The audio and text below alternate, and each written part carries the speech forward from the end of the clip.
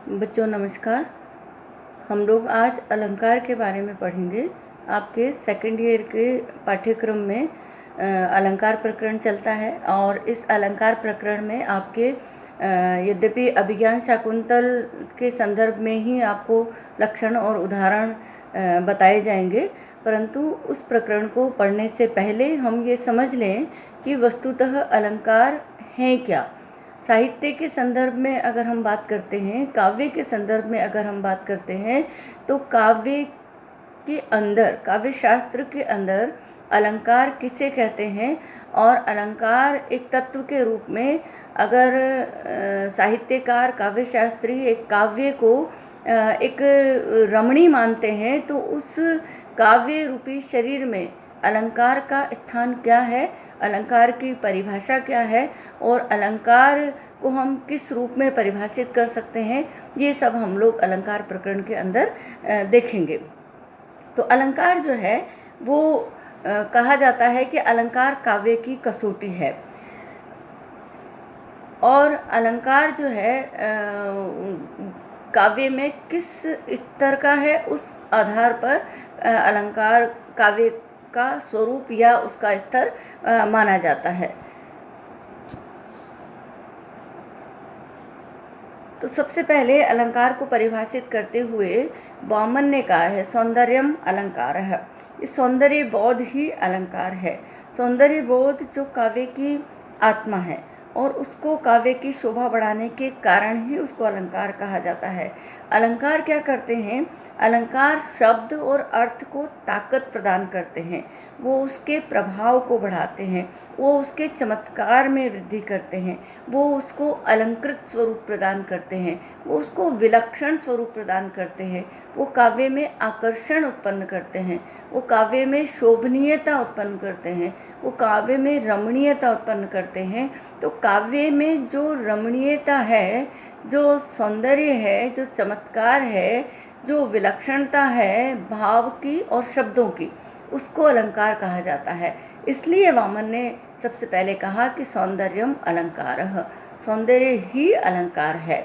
और आचार्य विश्वनाथ भी कहते हैं शब्दार्थयोर स्थिरः अस्थिरः ये धर्मः शोभातिशयनः रसान् उपकुर्वन्तो अलंकारास्ते अंगादिवत्, कि शब्दार्थयोर, शब्द और अर्थ के, अस्थिरः ये धर्मः, जो अस्थिर धर्म है, शोभा अतिशयन, शोभा को बढ़ाने वाले, अतिशय शोभा को बढ़ाने वाले, और रस आदीन उपकुर्वन्तः, रस आदि का उपकार करने वाले।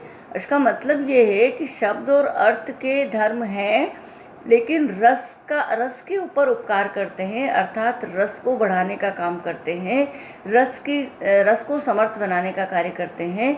वो अंग आदिवत है, जैसे अंग होते हैं शरीर में, जैसे आत्मा पृथक है और अंग जो है वो अलग है। जैसे अंगना होती है और अंगना के लिए जो अलंकरण है, या जैसे जो शरीर है उसमें जो अंग है वो जैसे शोभा बढ़ाते हैं उस प्रकार से, लेकिन वो आत्मा की तरफ उपकारी होते हैं। तो इस तरीके से अलंकार का जिसे कहें स्थान है या अलंकार का धर्म है, ऐसा आचार्य विश्वनाथ साहित्य दर्पण में कहते हैं। और भी आचार्य मम्मट कहते हैं उपकुर्वन्ति तम संतम ये अंग द्वारेण जातुचित हारादिवद अलंकारास्ते अनुप्रासो उपमादयः।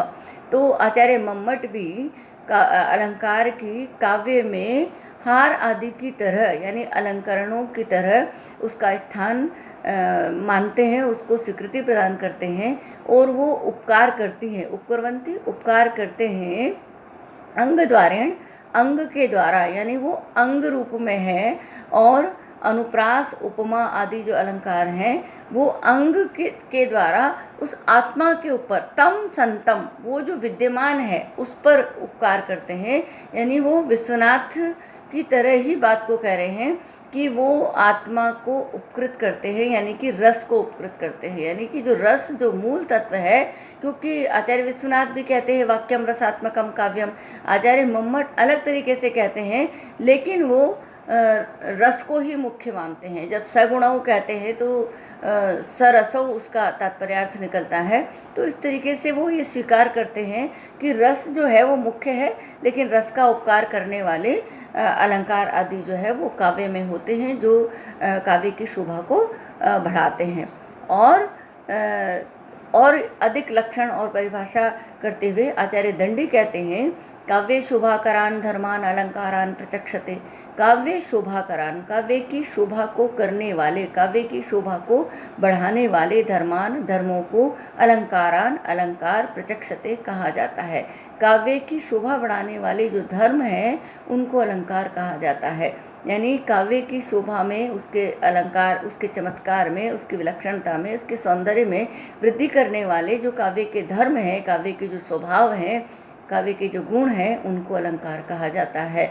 यदि हम अलंकारों का व्युत्पत्तिपरक अर्थ देखते हैं, यानी कि व्युत्पत्तिपरक अर्थ का मतलब बच्चों ये होता है कि जो शब्द जब बनता है तो उस शब्द के अंदर एक प्रकृति होती है और एक प्रत्यय होता है, और उनका अपना अपना अर्थ होता है, और उनके अर्थ से मिलकर के जो अर्थ निकलता है वो उस शब्द का व्युत्पत्तिपरक अर्थ होता है, यानी कि उस शब्द से उत्पन्न होने वाला अर्थ होता है। तो जब हम शब्द का निर्माण करते हैं तो वो संश्लिष्ट शब्द होता है, पद होता है, उसमें उपसर्ग भी होते हैं, उसमें धातु भी होते हैं, उसमें प्रत्यय भी होते हैं। तो उन सब के अपने अपने अर्थ होते हैं। उन अर्थों से फिर उस पद का एक अर्थ निकलता है। तो अगर हम कहें अलंकृतिर अलंकारः इति, तो अलंकृतिर अलंकारः, अलंकृति ही अलंकार है, तो अलंकरण ही अलंकार है। अलम, क्री और तिन, तो अलंकरण का जो भाव है वही अलंकार है। और अलंक्रियते अनेन इति अलंकार है, और जिसके द्वारा अलंकरण किया जाता है वो अलंकार है। तो सौंदर्य का जो बोध कराने में अलंकृतिर अलंकार है, जो सौंदर्य का बोध कराता है वो अलंकार है। और अलंकार का जो माध्यम बनते हैं उस अर्थ में अगर हम करते हैं तो अलंक्रियते अनेन इति अलंकार है, यानी कि जिसके द्वारा अलंकरण किया जाता है वो अलंकार है, यानी जिसके द्वारा शोभा बढ़ाई जाती है वो अलंकार है। रस आदि में चमत्कार जिनके द्वारा उत्पन्न किया जाता है वो अलंकार है। तो जो हमारे प्राचीन काव्य शास्त्रकार हैं, जो काव्य शास्त्र में जो सबसे पहले अगर हम बात करें तो अलंकार शास्त्र कहा जाता था। काव्य शास्त्र को सबसे पहले अलंकार शास्त्र कहा जाता था। हम इस बात का बोध कर सकते हैं, समझ सकते हैं कि अलंकार शास्त्र कहने का तात्पर्य ये है कि काव्य में अलंकार को ही प्रधान रूप से माना जाता था, कि अलंकरण ही काव्य है, इसलिए काव्य शास्त्र का मतलब अलंकार शास्त्र कहा जाता था। यानी कि जब कवि अपनी बात को अलंकृत तरीके से कहता है तब वो काव्य कहलाता है, और इसी अर्थ में काव्य शास्त्र को अलंकार शास्त्र कहा गया। लेकिन बाद में जैसे जैसे समय व्यतीत होता गया, कालांतर में काव्य की आत्मा जो है उसको ध्वनि को स्वीकार किया गया, ध्वनि को स्वीकार किया गया, अर्थात व्यंजना को स्वीकार किया गया, चमत्कार जो है उसको स्वीकार किया गया। और इस तरीके से जो रस है, जो व्यंग्यार्थ है, वही मुख्य माना गया। तो व्यंग्यार्थ अर्थात जो रस, जो व्यंजित होता है, व्यंजित क्या होता है, रस व्यंजित होता है। तो रस जो है वो आत्मा है, और जो अलंकार है वो उस आत्मा की शोभा बढ़ाते हैं। इसलिए हम कहें कि रस अलंकार्य है, और अलंकार जो है उनके द्वारा उनका अलंकरण किया जाता है। इसलिए अलंक्रियते अनेन इति अलंकार है, जिसके द्वारा अलंकरण किया जाता है, जिसके द्वारा शोभा बढ़ाई जाती है। किसकी शोभा बढ़ाई जाती है? रस की शोभा बढ़ाई जाती है। यानी कि रस आत्मा है, व्यंजना आत्मा है, व्यंग्यार्थ आत्मा है। इस व्यंग्यार्थ की शोभा बढ़ाने वाले जो तत्व हैं, जो अंग हैं, उनको अलंकार कहा जाता है। तो जिनके द्वारा काव्य की शोभा बढ़ाई जाती है उनको अलंकार कहा जाता है। तो हम इन सारी परिभाषाओं से ये तो अनुमान लगा सकते हैं कि हमारा जो काव्य है, अगर हम इस काव्य को एक शरीर मानते हैं तो इस काव्य के शरीर में जो शब्द और अर्थ हैं वो तो इसका शरीर है, और रस जो है वो इसकी आत्मा है। और ये जो अलंकार है ये आभूषणों की तरह है जो शोभा बढ़ाते हैं। तो आभूषण शरीर की शोभा बढ़ाते हैं, और जो भीतरी गुण है वो आत्मा की शोभा बढ़ाते हैं। तो इस तरीके से आभूषण जो है वो मनुष्य के अर्थ में अगर हम कहें कि तो आभूषण दो प्रकार के हो सकते हैं। एक वो आभूषण जो बाहरी सौंदर्य को बढ़ाते हैं, अलंकरण स्वर्ण आदि से निर्मित, जिनको हम शरीर पर धारण करते हैं, और एक आंतरिक आभूषण जो गुण हैं जिनको हम भीतर धारण करते हैं, तो हमारे भीतरी सौंदर्य को बढ़ाते हैं। काव्य के संदर्भ में भी हम इसी प्रकार की बात कर सकते हैं। तो अगर हम काव्य के संदर्भ में कहेंगे तो बाह्य सौंदर्य को बढ़ाने वाले और जो आंतरिक सौंदर्य है उसको बढ़ाने वाले दो प्रकार के शब्द और अर्थ के अलंकार हो सकते हैं। तो जो शब्द की शोभा बढ़ाते हैं वो शब्दालंकार, और जो अर्थ की शोभा बढ़ाते हैं वो अर्थालंकार। वैसे तो शब्द और अर्थ दोनों ही मिलकर के रस की शोभा बढ़ाते हैं, तो रस के ही उपकारक होते हैं, यानी अंततोगत्वा रस में ही सौंदर्य वृद्धि होती है, यानी रस में ही चमत्कार उत्पन्न होता है। इसलिए चाहे शब्द के माध्यम से अलंकरण हो, चाहे अर्थ के माध्यम से अलंकरण हो, लेकिन अलंकरण जो है वो रस का होता है, अलंकरण जो है वो व्यंग्य का होता है, अलंकृत जो है वो व्यंग्यार्थ होता है। लेकिन जैसा कि बच्चों हमने पहले भी बात की है कि काव्य की जब हम परिभाषा देख रहे थे, जब हम शुरू कर रहे थे, जिसे कहे कि शुकनासोपदेशम अभी हमारा चल रहा है, और जब हम शुकनासोपदेशम को शुरू कर रहे थे तब हम शुरू में प्रारंभ में हमने देखा साहित्य की परिभाषा को, और साहित्य की परिभाषा देते हुए हमने कहा था शब्दार्थौ सहितौ काव्यम, यानी शब्द और अर्थ का जो साहित्य है वो काव्य है। यानी शब्द और अर्थ जब साथ साथ मिल करके, यानी शब्द अर्थ की पूर्ति करता है और अर्थ जो है वो शब्द की पूर्ति करता है, और शब्द और अर्थ दोनों मिल करके जब सामाजिक कल्याण की, जन कल्याण की, जन मंगल की साधना के साधक बनते हैं तब वो काव्य कहलाता है। इसका मतलब ये है कि जब साहित्य या काव्य जो होता है, उस काव्य या साहित्य का जो मुख्य जो आधारभूत तत्व है वो है शब्द और अर्थ। इसलिए शब्द और अर्थ जो है वो ही काव्य के ऊपरी तत्व है, बाह्य तत्व है, या काव्य जिनसे बनता है वो शब्द और अर्थ है। इसलिए जब हम अलंकरण करेंगे तब हमें इन दोनों का ही अलंकरण करना पड़ेगा, शब्दों का अलंकरण करना पड़ेगा, अर्थ का अलंकरण करना पड़ेगा। तो इस प्रकार से जब हम शब्द को अलंकृत करते हैं तो वो शब्दालंकार होते हैं, जो अर्थ को अलंकृत करते हैं तो वो अर्थालंकार होता है। तो इस प्रकार से हमारे पास में मुख्य रूप से दो प्रकार के अलंकार होते हैं, शब्दालंकार और अर्थालंकार। तो लेकिन कभी कभी जो है वो दोनों की शोभा बढ़ाते हैं, तो एक उभयालंकार भी होता है, यानी कि वो शब्द और अर्थ दोनों की शोभा बढ़ाता है। जैसे कि श्लेष, तो श्लेष में क्या होता है कि अर्थ मुख्य होता है, लेकिन उसके लिए हमें श्लिष्ट पदों का आश्रय लेना होता है, इसलिए उसमें पद भी मुख्य होता है, तो इसलिए वो उभयालंकार होता है। तो हमने जो है ये देखा कि शब्दार्थौ सहितौ काव्य में शब्द और अर्थ जो है वो काव्य होते हैं, और इस काव्य की शोभा बढ़ाने वाले जो तत्व हैं वो अलंकार कहलाते हैं।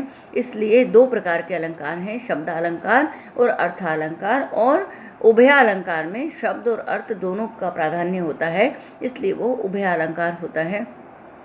तो हम इस अलंकार प्रकरण में शब्दालंकार और अर्थालंकार दोनों को हम देखेंगे कि शब्दालंकार किसे कहते हैं और अर्थालंकार किसे कहते हैं। बच्चों, शब्दालंकार में अनुप्रास, यमक, श्लेष उभयालंकार है वैसे, और वक्रोक्ति आदि अलंकार होंगे जो शब्द की शोभा बढ़ाते हैं और जो शब्द प्रधान होते हैं। जब शब्दालंकार होता है तो शब्द प्रधान होते हैं, और शब्द प्रधान होने का मतलब ये है कि हम उस काव्य में से वो जो चमत्कार है वो सिर्फ शब्द की वजह से है, तो हम उस शब्द को रिप्लेस नहीं कर सकते, अर्थात उस शब्द को हटा करके दूसरे शब्द को उस जगह नहीं रख सकते। यदि हम शब्द हटा देंगे तो वो जो अलंकार है, वो जो चमत्कार है, वो जो विलक्षणता है वो समाप्त हो जाएगी। जैसे अगर हम कोई हमारे पास में मान लीजिए कि यमक अलंकार है, और यमक अलंकार में क्या होता है कि दो पद होते हैं और दो पद एक जैसे होते हैं, लेकिन दोनों के अर्थ जो है वो अलग अलग होते हैं। अगर हम उनमें जो है दोनों में से एक पद को हटा देते हैं तो या दूसरी जगह दूसरा पद रख देते हैं, तब वो जो उसका अलंकार है वो समाप्त हो जाता है। और अर्थालंकार में चूँकि अर्थ प्रधान होता है, इसलिए अगर हम शब्द को रिप्लेस भी कर देते हैं, यानी शब्द को जिसे कहें कि अलग कर भी देते हैं, शब्द को हटा करके दूसरा शब्द रख भी देते हैं, तो अगर समान अर्थ वाला शब्द है तो उस पद को बदलने से वहाँ कोई प्रभाव नहीं होता। तो क्योंकि उसमें अर्थ मुख्य होता है, तो अर्थ पर चमत्कार निर्भर करता है। शब्दालंकार में शब्द पर चमत्कार निर्भर करता है। तो इस प्रकार से हमारे पास अलंकारों में दो प्रकार के अलंकार होंगे, शब्दालंकार और अर्थालंकार। तो इस प्रकरण में हम अलंकारों को पढ़ेंगे और अलंकारों में सबसे पहले हम शब्दालंकारों को पढ़ेंगे और इसके बाद जो है आगे हम उसके उदाहरणों को देखेंगे और उसको समझेंगे कि अलंकार जो है वो काव्य में किस प्रकार से चमत्कार उत्पन्न करते हैं, अलंकारों का काव्य में कितना महत्व होता है और अलंकार जो है वो काव्य में किस स्थान पर होते हैं, अलंकार के बिना काव्य किस प्रकार का हो सकता है। तो इस तरीके से हम अलंकार प्रकरण के अंदर इस प्रकरण को पूरा करने की कोशिश करेंगे। आज के लिए इतना ही। धन्यवाद।